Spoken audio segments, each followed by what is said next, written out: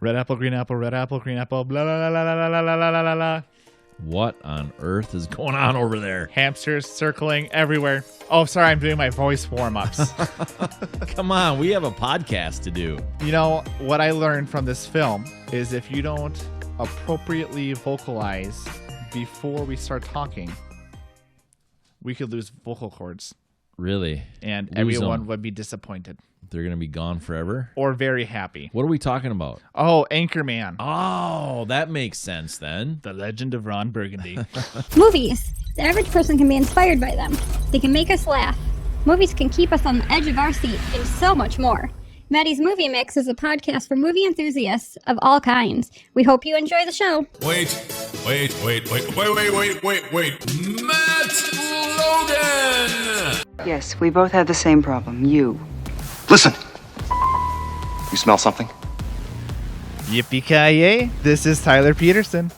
The Legend of Creepy 70s Men. That's another apt title for the film. Yes. And they actually, did this film based off of, what was his name? I just lost his name. Did you know that there was actually somebody like in Philadelphia or something like that? Was it Mark Krim? Maybe. I just totally lost everything. There was Mark Krim, and then there was another guy that had a mustache. But I looked at it, but then I did more research, and a lot of what I saw was based off of anchor Mark Krim. Yeah, that sounds right. That's got to be. Yeah. Crazy, crazy, crazy times. Yeah, it was. Did you know that Will Ferrell had an internship at a local television station? No way. And that he went to school for sports information. Oh. Yeah. So, but he knew he didn't want to go into broadcasting. So sure, there's that. So he has histories with news stations. Yeah, that's pretty interesting. No, I didn't know that. That's a good piece. This is from 2004, so we're not going to go ahead and do spoiler alerts at all and do like a first section, second section. Although with this film storyline, I don't the story, there's really not much to spoil. Well, that's true. News was broadcasted. Or like how the beginning of the film started based on true events. Only names, events, and days or dates have changed. I know it. So I watched this on an airplane.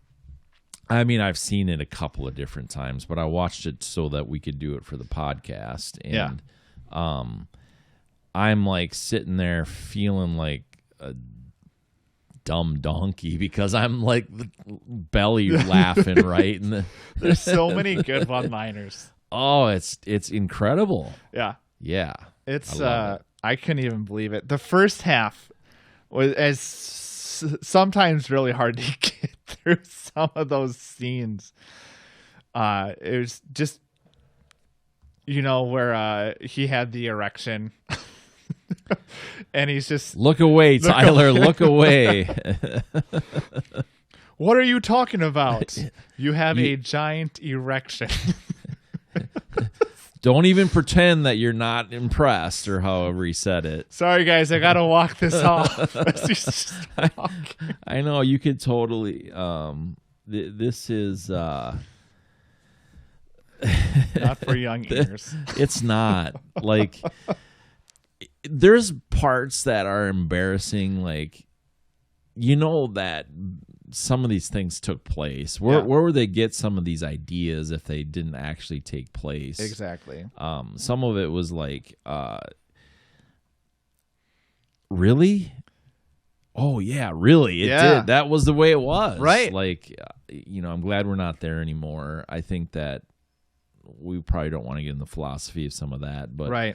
It's these types of things are important in the sense that where we were, where we are, completely different, totally different, and that's really good. Yeah, and so we can make fun of it, and we laugh. Better make fun right. of it. Yeah, we don't want it to come back. Right, exactly. Bella's like, no, bring it back, bring it back. Bella, you don't know what you're talking about. Bella is the dog, by the way. So, yeah, it had a budget of $26 million. Well, Or did you? That's the first one I found was budget of $26 million. Yeah. So, well, it was a little confusing to me because I wrote down that they had the budget of $26 million, but then I put that they made, they made $28 million in its opening weekend, but it ended up doing $90 million worldwide. That's what I had was for in the 90.6. theaters. Yeah. Yeah, 90.6. If you want to we get technical with those point details. Yeah, that's true, especially on this podcast. That's right. Let no point go unnoticed. Exactly. What if you haven't seen the film, It's an experience. I guess how would you how would you tell somebody about the film if they haven't seen it? I was thinking about that last night. I honestly think it could almost just be described by Will Ferrell being an Anchorman. And him, because Will Ferrell just does obnoxious characters over the top at least most of the time. I mean, there was a good period where he had like Talladega Nights, Step Brothers. So for me, it was like Will Ferrell just being an Anchorman and being absolutely all the things you don't want Anchormen to be. And, men's stereotypes in the business from the 70s, a male-dominated business. I don't know. It is really hard to explain. What's interesting to me is what are the statistics of back then, obviously, but the 70s, what are the statistics of men versus women watching the news broadcast? Right? What's the percentage? Yeah. Because the way I would think of it is there's probably more women that are watching a news broadcast than men. That would be my assumption. But it was nighttime news, wasn't it? It wasn't morning news. I really don't know. Yeah, it was the 6 o'clock or something, wasn't it? So. Generally, I think is what they were trying to do. So I'm I don't know, whatever. So maybe the women wanted to watch the men. I but what did you think of the actor lineup? And then we'll talk about actor chemistry and stuff. It has a lot of characters I like. I love Steve Carell. He's probably one of my favorite comedic actors ever. Will Ferrell to me has you either love him or you hate him. There's not too much middle ground of he's an okay actor. I really like Will Ferrell. Christina Applegate, Paul Rudd, again, one of my favorite actors. And I think all these guys knew each other pretty well. Yeah, well, Ben Stiller was in it. Black Ben was Stiller, in it. Jack Black. There's a Vince lot. Vaughn. Vince Vaughn. Yeah, there's a lot of people just random cameos at times. Yeah, Jack Black, just riding a motorcycle and gets hit by a burrito. Right. I was like, all right, fits well for Jack. If there was any scene in that movie that fits Jack Black well, they found it with the motorcycle scene. Yeah. Did they say we want Jack Black in this, and then they're like, oh, we got it. We're gonna write this in there. And he's gonna kick a dog off of a. Yeah, I know, totally. But with these actors, I had a 4.5 on the actor chemistry. I was, how can you go wrong for one? But it felt like they were just having fun, hanging out as friends. Oh my gosh. It felt like it was just being recorded and we were watching it. Yeah. And they're just having a good time. Vlog. Yeah. Yeah. It was an unedited vlog. That's right. I enjoyed Brick's character just being legitimately basically a brick. But yeah, they all had their own personalities, and the thing that was cool is obviously they all had their downfalls, but they understood each other's strengths. Yes. Which was super cool because again, they were being obnoxious. In real life, did you ever want to meet them? Probably not, but as a team being a newscaster, it made complete sense. Right. It was this jock group of guys getting together, just telling the news. Yep. They had the quarterback. They had, I mean, you know, Yeah. I agree. That's absolutely correct. They, you know, obviously, well, I don't know, obviously, but Will Ferrell, you can kind of see his hand in the writing here. Yeah. And obviously, with Will Ferrell, he is very good at that over-the-top type stuff. I mean, everything he did, he was 6-7 years on SNL. Yeah. Well, the other thing is that a lot of the scenes, again, we talked about at the beginning, or I guess I don't know if we actually talked. We talked about either right before we started the podcast or at the beginning, where, you know, there were those scenes where he was just rambling to get ready for the newscast. And that was basically all improvised. It was just him being shot and recorded and him just saying things. Sure. Because you then see again the post credits where they're doing the basically gag reel. Yeah. And so this film had a ton of improvisation in it where they would do scenes 5-6 times where they would just improv and have a good time and see whatever fit best, which worked well in some scenes, but there were definitely times where you felt like some scenes were awkward or just put together. Yeah, totally. I hate these lights, man. I'm starting to cry. It's such a heartwarming film. Such a moving film. I'm so moved. In a glass case of emotion.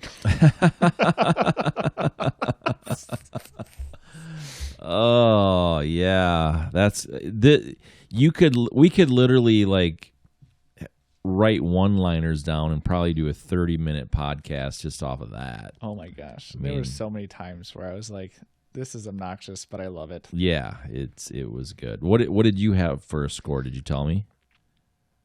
I think I did. I gave it. No, I didn't. Remember. I gave it 4.4. Okay.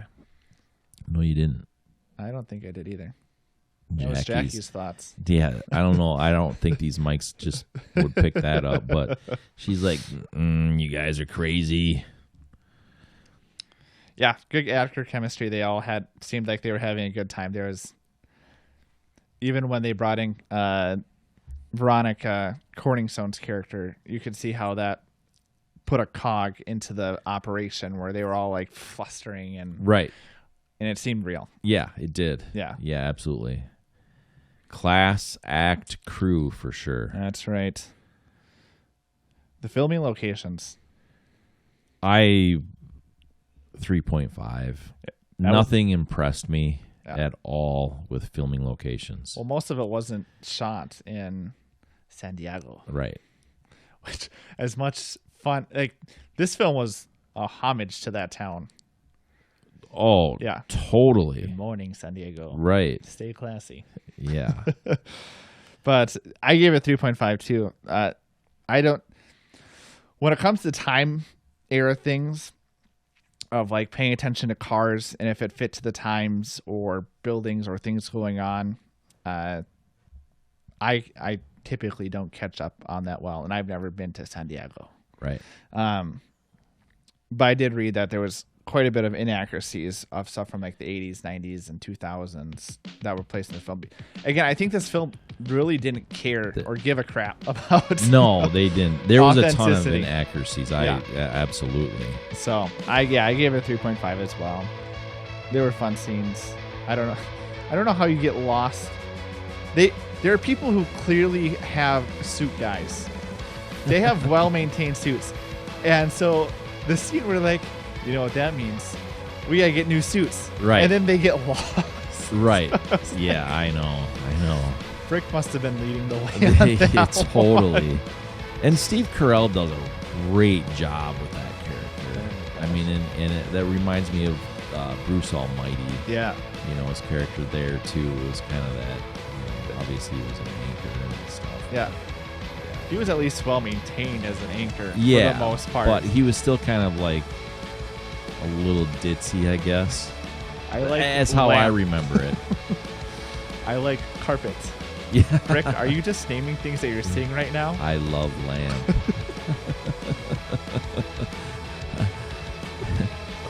Rick, do you actually love the lamp, or are you just? I love lamp. Yeah, his character gets more awkward in the second one. Yeah, I'll have to watch. He that. finds Kristen Wiig. No idea what you're talking about. Good stuff. But yeah, I think they could have done better, but I think this film didn't care about accuracies at all. They were just, we'll shoot this shot here. We'll let's get shoot close. That shot there. Yeah. Yeah. Yeah. Let's do you want to talk? Let's go to the costume design. Let's do it. I really like the suits. I did too. It was not That's a red, my red dress. Yeah, and it was a red velvet suit. Yeah, totally. I thought it was super funny. Of like, if I were to picture the 70s, those suits matched of like the vibrant, like you got the maroon, you got the bright blues, you got the ties. The only thing I don't remember seeing though was plaid. Was there a plaid suit coat? I think Paul Rudd's character. Yeah, might have right. Had one at one time. Okay. Ryan Dantana. Because that definitely is. I remember that. It Sticks out like a sore thumb. like those 70s. plaid. Yeah, that plaid stuff. Yeah. Yeah. I thought it was a lot of fun. Even I thought Will Ferrell's character when he was like he got laid off, and he was just like he still had his suit and he still had his tie, and then when he tried to dress up, there were so many characters that just made cameos because who was it that allowed him to do he owned the club. Yeah. Oh my gosh. Why can't Yeah, I don't know. he's either. a straight-faced guy. Yeah. Fred Armisen. Yes. That's yes, who it is. Yes. And they had the other one that so in the bar I cannot remember these names. I don't know why I can't remember them. But he's a super famous tough guy. You remember he's the one that picks up the phone? Yeah. I forget his actor. But there was just so many of like how did they get this actor just to randomly show up for these? I mean, maybe it was because it was just like 2 or 3 shots and then you can have your name credited and you can be in this weird, goofy film. Right. I don't know.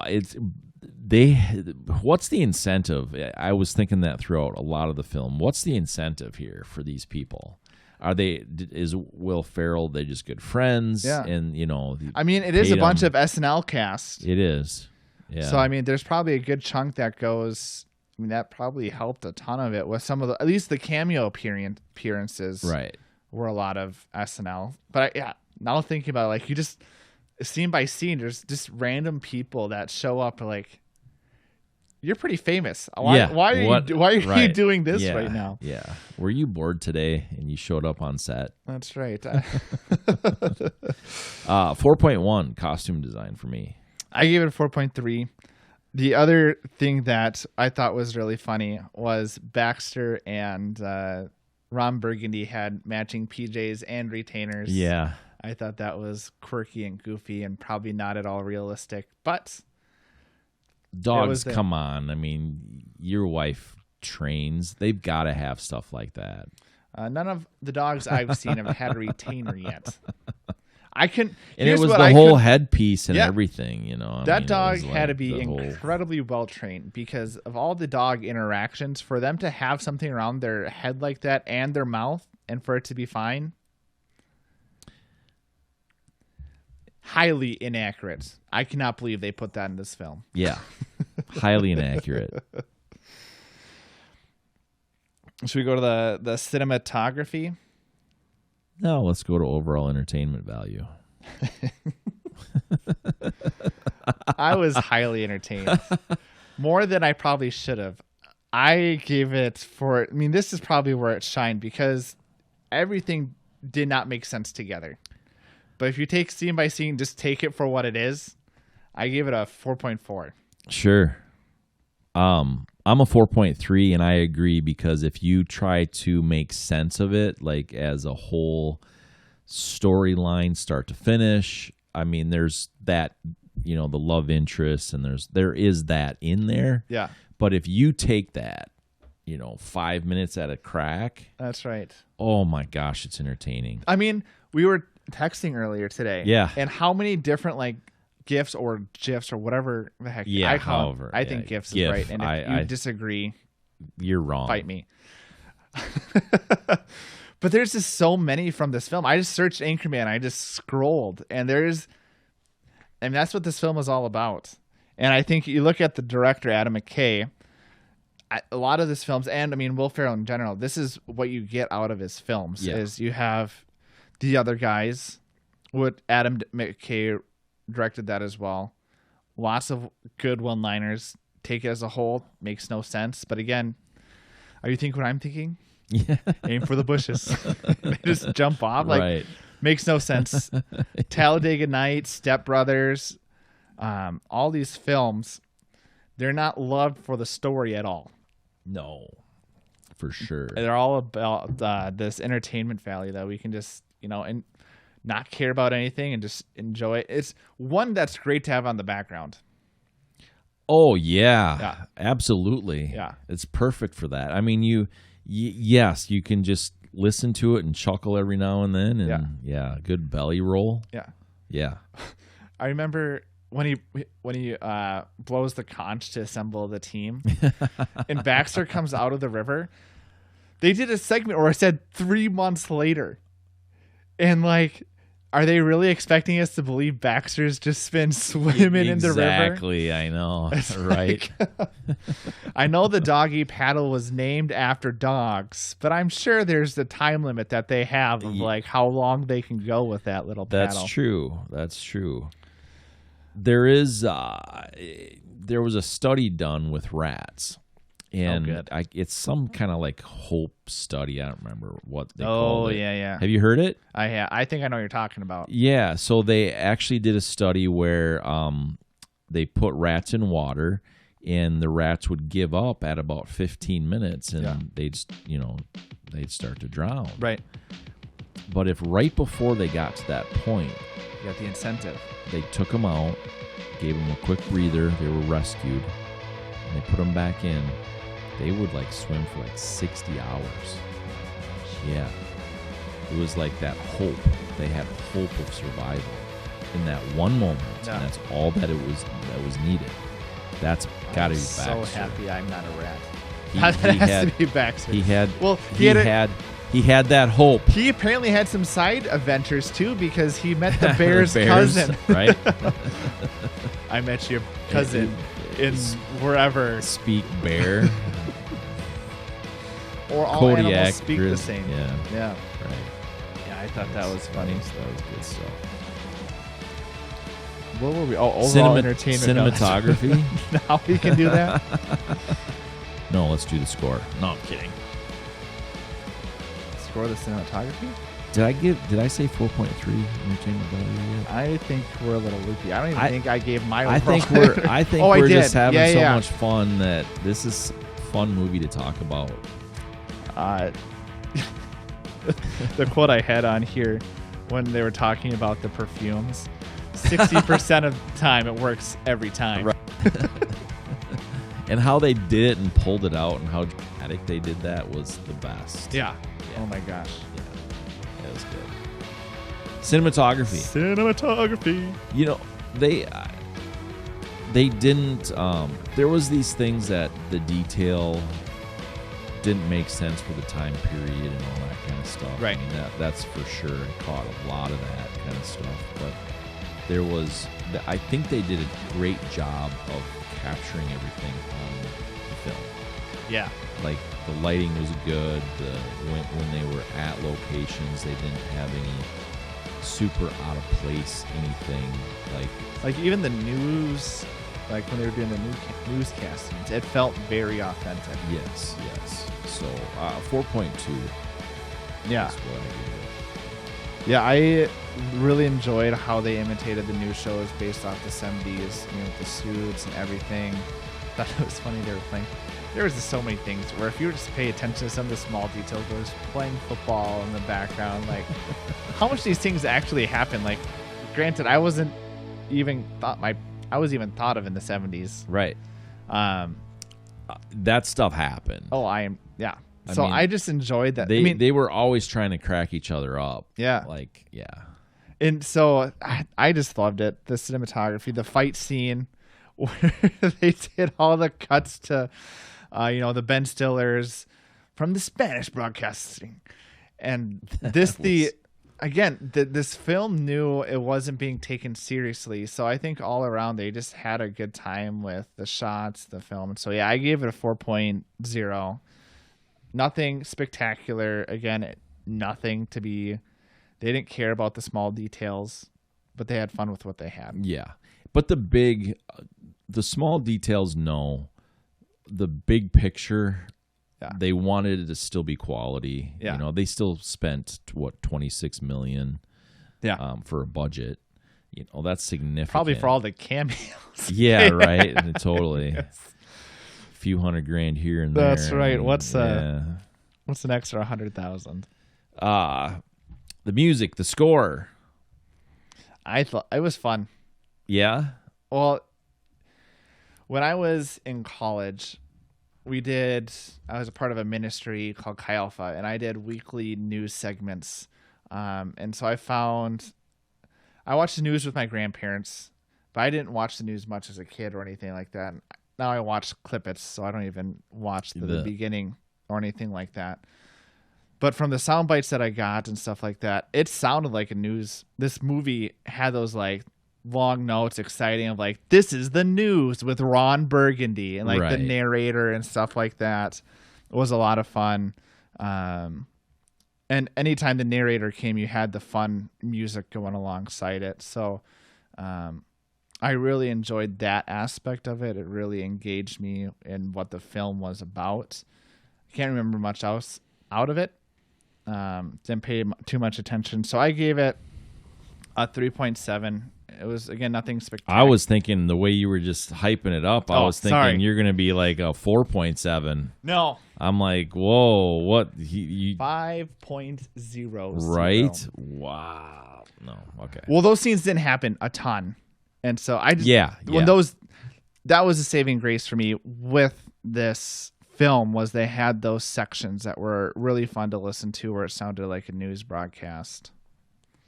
No, I would agree with that. I actually were tied 3.7. Yeah. So there wasn't anything in it. The fight scene was pretty fun with the way they did the music, and they had, the Spanish newscast come in. So there was some of that fun stuff in there, but as a whole, overall congruent film, I didn't think it was all that good as far as for a high score. Yeah. So 3.7. Oh gosh, Brick, did you kill somebody? Where'd you get that trident? Right. Oh my gosh. Yeah. And even the introductions for each character. So I mean, they had the broadcast, but then they had the party scene. Yeah. Where they really introduced each individual part of the broadcast. I thought was so funny. That was funny. That was really good. And it fits. I mean, it really set up each character. So they did that early, and then the character fit from the initial introduction where, what was it? Brick was toasting butter. Yeah, exactly. Brian Fantana, he was with the ladies. And then Champ's character was a little weird. Whammy. Yeah. Whammy. You maybe heard my catchphrase. Whammy. And his facial expressions when he did it too, it was like whammy. Like the whole side mouth thing going on. Yeah, I know it. It was very well done. What I know the editing doesn't get a lot of credit, but I thought that they did a really fun job on when they cut to a different scene and stuff like that. I that was fun too for me. But so my overall rating was a 4.0. Yeah, is where I landed on that one. Yeah, I gave it a 3.9. But you can't go wrong with this film unless you get offended easily. I think you could potentially get really if this film is not PC at all.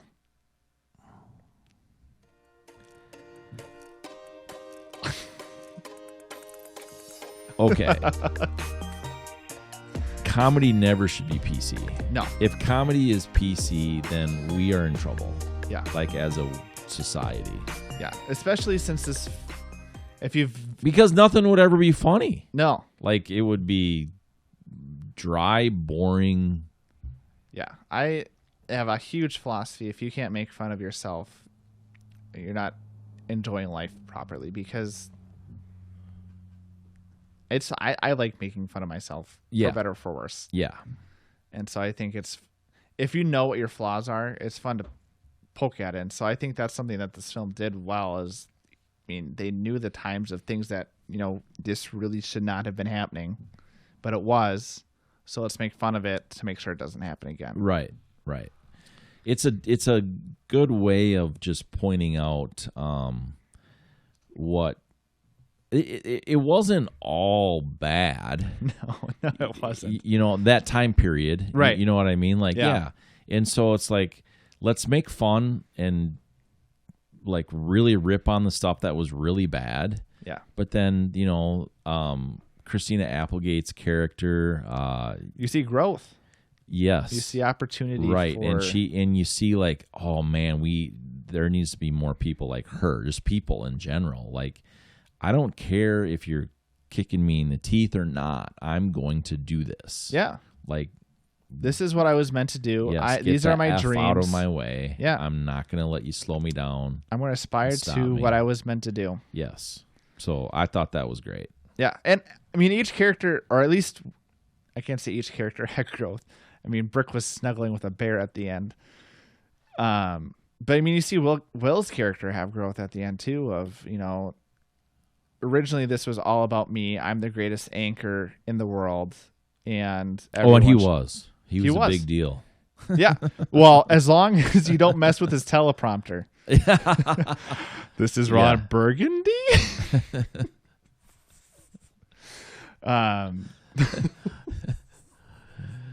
F you, San Diego. Go F. Great broadcast, guys. What'd you guys think? Right. Ron, did you hear what you just said? No. Right. They play it back, and he's like, oh my gosh. Yeah. Wow. Man, good stuff. I got distracted easily.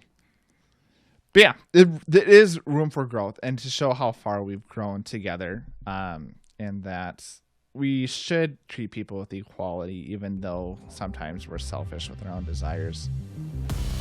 Yeah, it's definitely one of those things.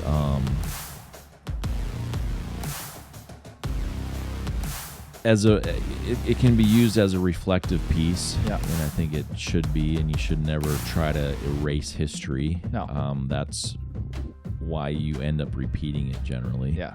And I mean, there are people, I did read some stuff, and there were people, I thought I had it saved here, but I don't, but there were people like totally ripping this thing apart, and they were like, this should have never been made, and how did they, all that kind of stuff. Like all these actors should never work again. Right. For being in the film, all that kind of stuff. I'm like, what? Right. How? I mean, they're literally, it's satire for one. Right. So there's that. Right. And they're ripping on the negative things of what happened back then. Yeah. Which is a good way to bring it into reality. Yeah. And so, even if you look at those like negative comments, those negative comments are bringing conversations to light that wouldn't have been, potentially might not be had if the movie didn't exist. Yeah, I'm not sure I would. Yeah, I hear what you're saying, but the thing, I guess it seems like, is they're not a lot of, so cancel culture is what really they're trying to do, right? And canceling anything does not ever produce growth. No. And so they're not able to have, these comments, and you'd see different things back and forth, and some of these blogs and whatever, and or forums, or whatever the proper term is. I'm going to be canceled now. I said it wrong. But start a Reddit forum.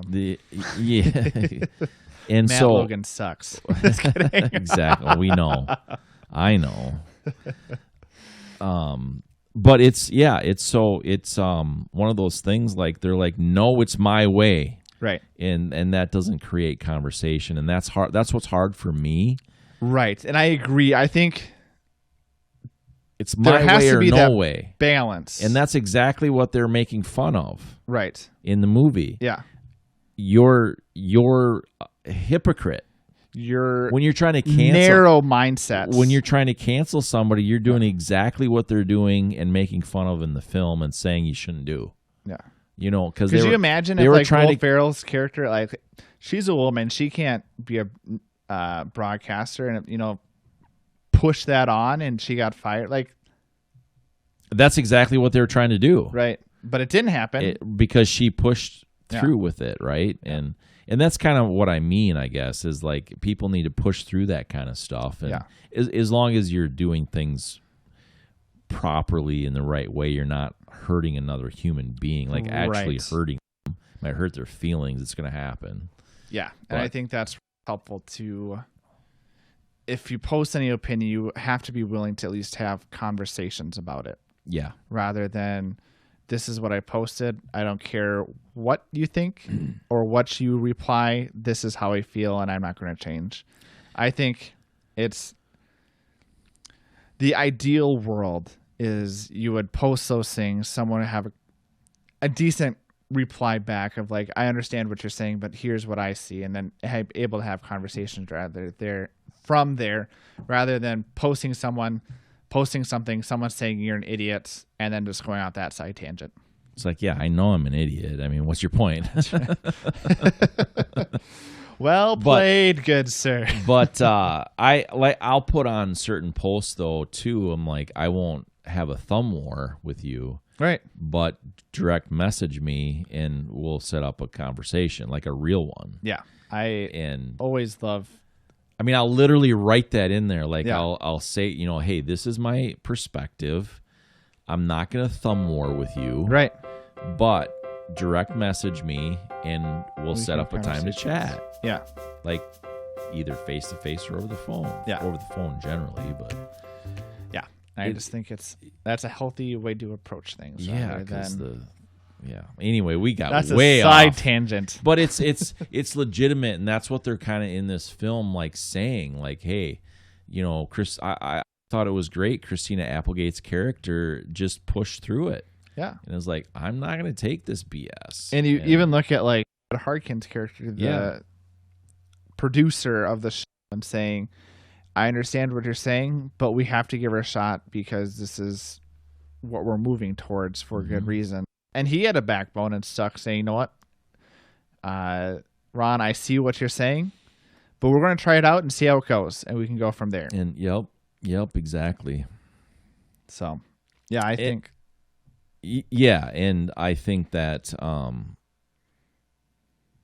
that's what's important is to see those growth things that you talked about too. So I think with this film, it's not a historical documentary of like these are I mean, they started off with these are based on true events, only names change, dates and events have changed, so it's not a true story, but it's bringing to light of similar things that have happened. And they were making fun of it. So have conversations. Yeah. Rather than people who I think, if you have a critique on it, taking everything so seriously. Of like, you shouldn't be making fun of this. Like, what's that? I mean, it's a comedy. That's the point of the film, is bringing those things up. Yeah, exactly. So we're going to bring this up now. Thanks for joining us. We'll see you next week. Okay, so I'll see you later, huh? I'll give you a call. So it's done. It's done.